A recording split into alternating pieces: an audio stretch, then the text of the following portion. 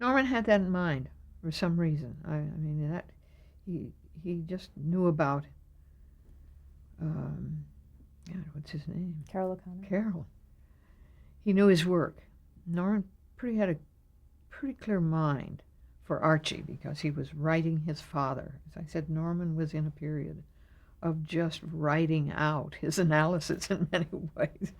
Uh, Maud was his wife, Frances, and Archie was, I mean, Norman has said this publicly so many times, but it was the fuel for the character that he took. So he knew who that man was. He knew what he had written fictionally, and he knew who he wanted. And Carol O'Connor is very benign in many ways.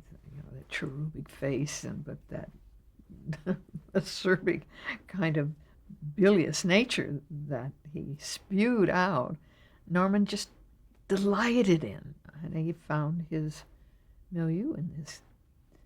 But Edith was a little more elusive for him and defined it.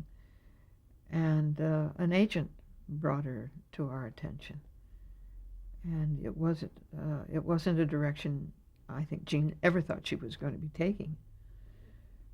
She would have loved to have been, I think, Ethel Merman. She loved singing, she loved the stage, and she still was dabbling in it long after All in the Family. But she brought something so unique, and Norman got it immediately. So that was in place. We just couldn't cast the kids. We cast two other before Sally Struthers.